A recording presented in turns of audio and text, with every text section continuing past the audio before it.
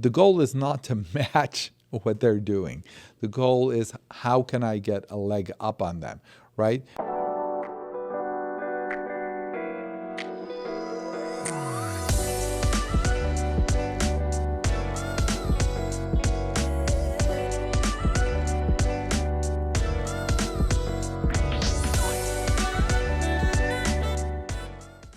Hi, welcome to another episode of Baktari MD.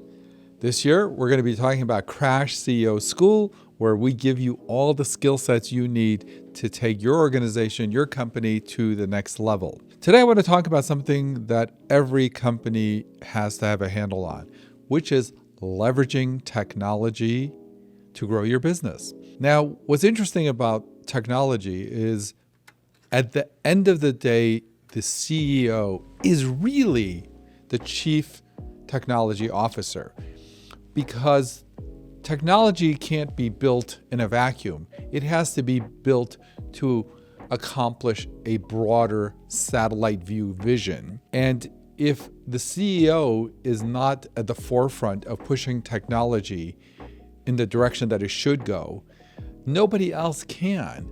Now, especially for small to medium-sized businesses, in many ways, the CEO has to be the chief technology officer, meaning not necessarily directly, but certainly managing the team that does that. Because if you just tell the technology team just to move ahead with technology, they're going to need input and direction. For example, what's the priority? What do we do first? What are we trying to accomplish? Are we doing this to reduce work, to improve client experience, to get a leg up on the competition? What is the ultimate goal of moving ahead with any technology project or endeavor? That has to be decided on a high management level and not something that is decided more locally, because while the answers may be obvious at a lower level, they're often not the big picture. So what may make sense sort of on a lower level often doesn't make sense on a higher level if you are trying to move the company in a certain direction. You're trying to, push for more business in a certain aspect of your company, more services, or what the goal of the technology is. And we're going to talk about what we use technology for, but it's really important to understand that you have to be the biggest driver as the CEO or leadership in which way technology goes, when to invest, how much to invest, what percent of your revenue or your budget to invest, when is the good time, and what is the right technology, who is the wrong technology, when do we cut our losses and try something else. So these all have to be C-suite or high management decision. Now, the goal of technology is manyfold, but on the most basic level, what I would propose to anyone who's starting a company or has a moderate-sized company is you have to ask yourself, if my business doubled tomorrow, or if my business tripled tomorrow, with my current staff, would I be able to handle it? Now, certain businesses, where if you're running a restaurant, obviously the capacity is going to be, we're going to need more space, more chefs, more whatever. But for most companies who there isn't that direct correlation, it is possible often to double, triple, quadruple your business with the bandwidth you currently have if you've leveraged technology. And I think that's really one high-level way of viewing technology for a lot of businesses. This doesn't apply to all businesses, but for a lot of businesses, you have to ask yourself, if our business quadrupled, let's say by some miracle, whatever, one of our competitors goes out of business, we land on TV, and all of a sudden our phones are ringing off the hook, what would happen? So really what often happens when people's business grows, they have two choices. They can hire more staff, more people, or they would have already invested in technology sometimes, which then can handle the extra work, right? It's not always that clear, but that often is the choices, right? So if you want to grow your business, and if you think in 2024 you're going to double or quadruple your business, and hopefully you do, how are you going to handle that? So one way is to just keep hiring more and more people. And some businesses, you do have to do that. So let's put that aside. But for other businesses, if you're teed up technology-wise, right? If your clients don't have to call you, if they can access their own account on their own, I'm just making things up, and they can handle their own thing, you check the status of things on their own versus calling and talking to someone, which is better for you and them, you're going to be able to quadruple your business. And I'm not saying without adding any more staff, but often it's a significantly lower than the proportion of your business that's growing. So basically, when you start a business, you expect your company to grow. So the question is, as your business grows, is your plan to just simply add more staff? Or can you leverage technology in anticipation of that growth? So part of it, of course, becomes you can't go out and get the technology and the processes and the systems and the integrations the day or the week or month or even year that your business grows. And again, this is where the CEO comes into play. He or she is the best predictor probably of which way the market's going, what's happening to the competition, what's happening to that space that, has there been some new government regulation or program that's going to make their business grow? Whatever it is, they are in the best position to say, OMG, we better invest in a lot of technology, because if these two things happen, or if that competitor goes out of business, we're going to be swamped. And how do we handle that? What I often have seen is the people who are prepared for their growth often benefit the most. And the ones that aren't prepared for their growth, they suffer, because what happens when you're not prepared for growth, right? Let's take it to this logical conclusion. You're not prepared for growth. Your customers are going to know. They're going to complain. They're going to complain on social media. You're going to get bad reviews. You're going to lose potentially big clients that you may have had, because now all of a sudden, how many times have we all said, oh, they used to be really good, but now you can't get a hold of anyone. Nobody calls you back. They don't remember what you said last time. Those are all often signs and symptoms of a company growing faster than they can handle it, right? So let's talk about technology. 10, 15 years ago, when people said, invest in technology, small, medium-sized businesses would say, you know what, I don't think we're big enough to invest in technology. We're not Apple, we're not IBM, we can't hire our own software developers and whatever. But that world has changed. And I'm going to explain to you how it's changed. First of all, there's tons and tons of now third-party technology software that are out there. They're popping up every day. And they've gotten better and better, so they're more customizable to businesses. In the old days, there were third-party softwares, but it didn't really fit what you were doing. But I think technology has gotten better and better at, even though you're buying a suit off the rack, it still can potentially have a custom fit.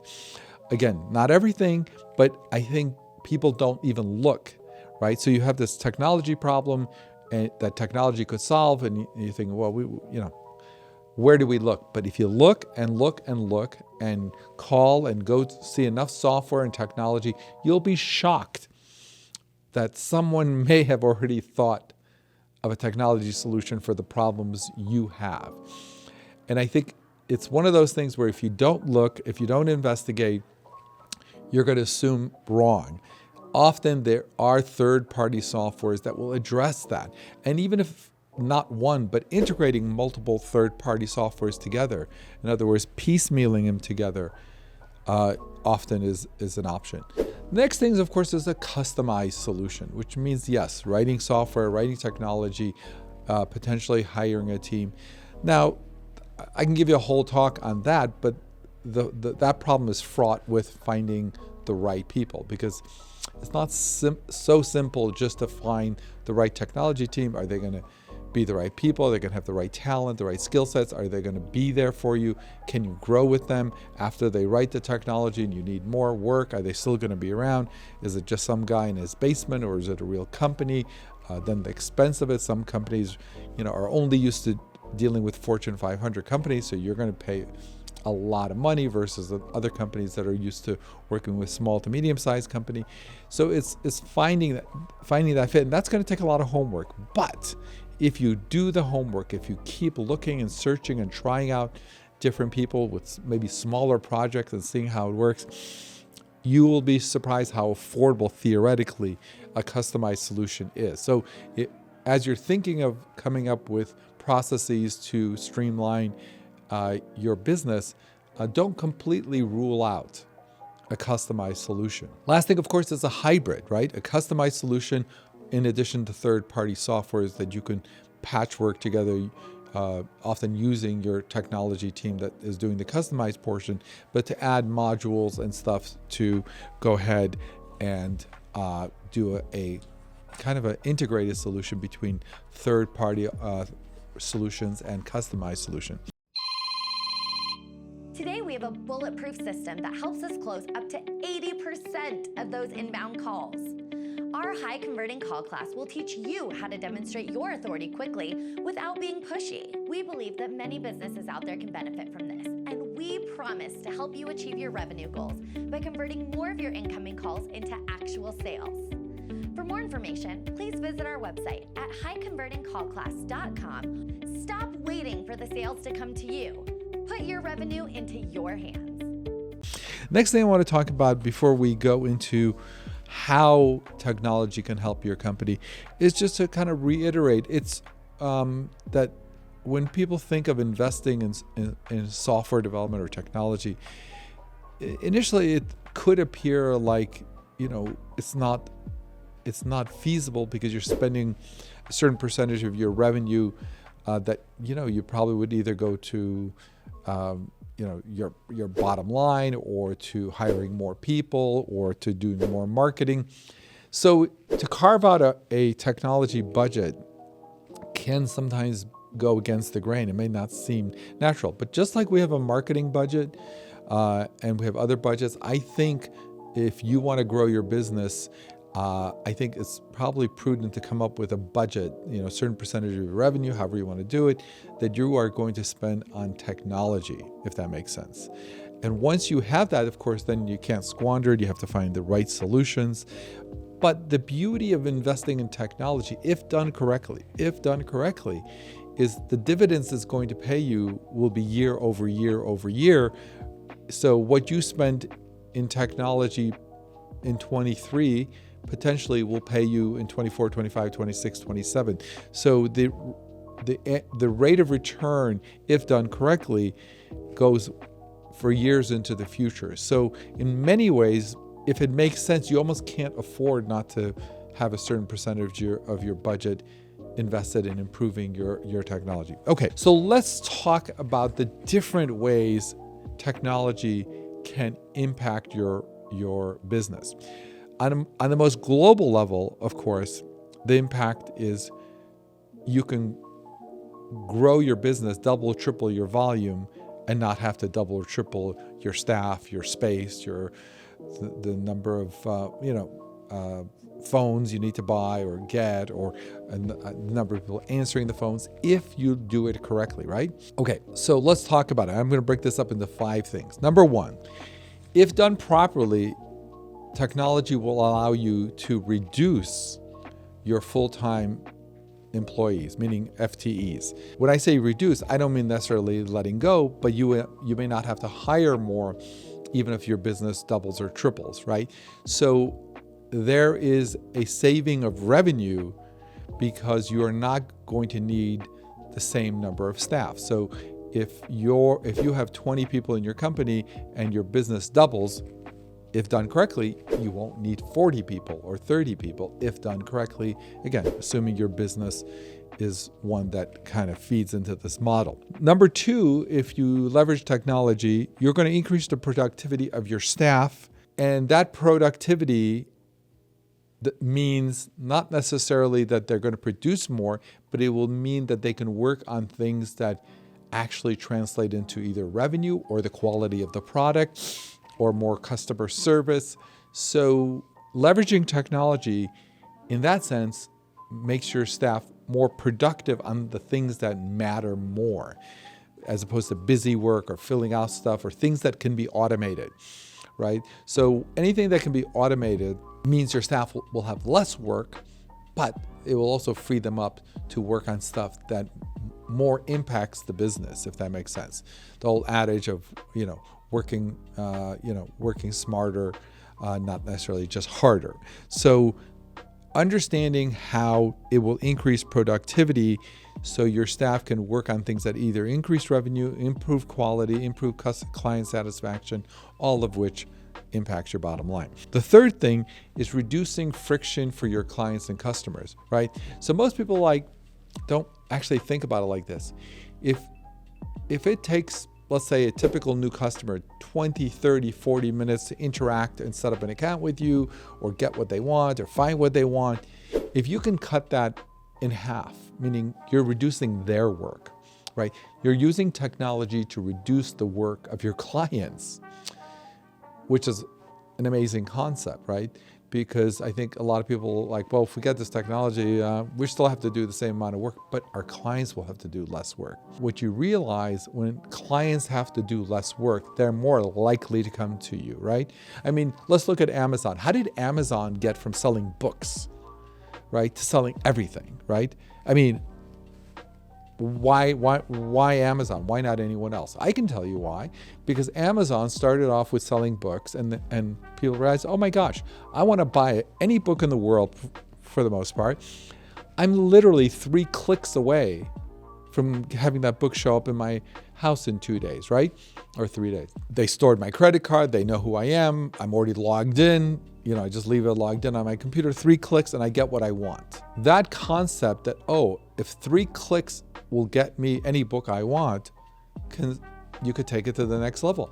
How about 3 clicks and I get the hammer that I want?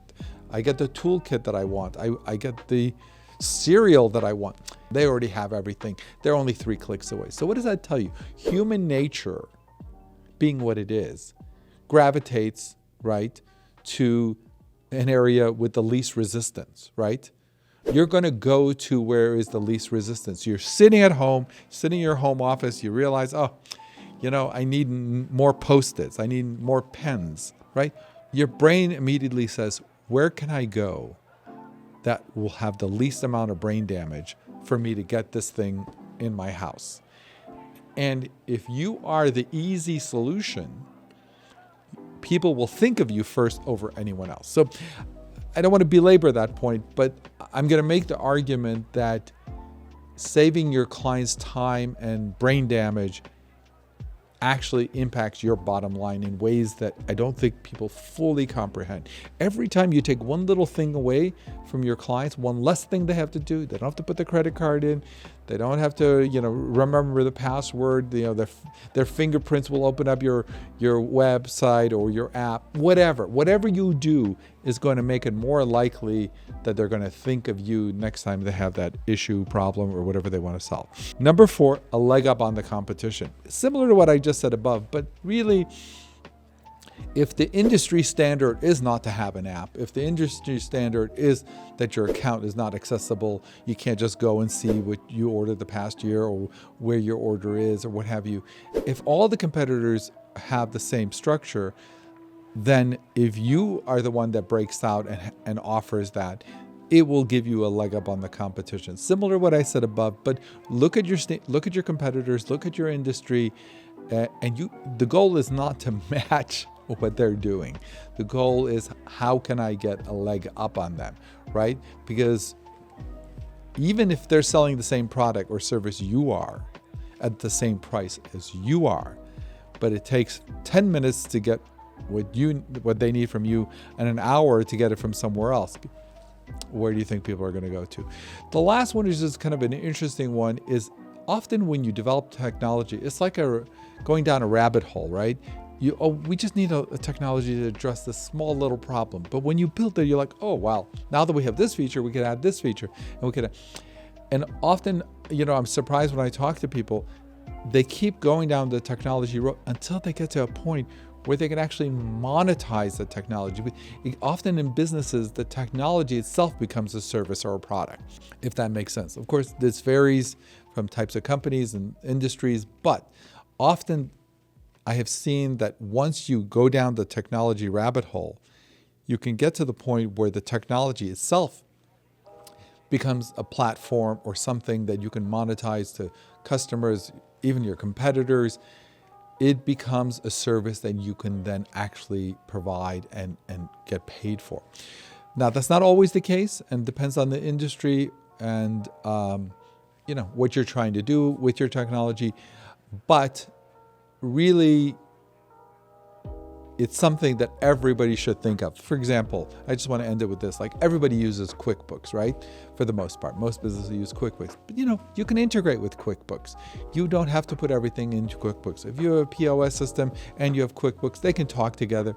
So the simplest thing is something that can be integrated, and technology can be leveraged to improve your business so you don't have to spend crazy amount of time on it, and you can focus on what makes money.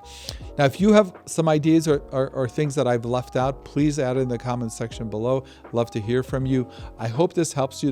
Obviously, this is a very broad topic. We could talk about this forever, but I just wanted to kind of crystallize the main aspects of leveraging technology to grow your business. Okay.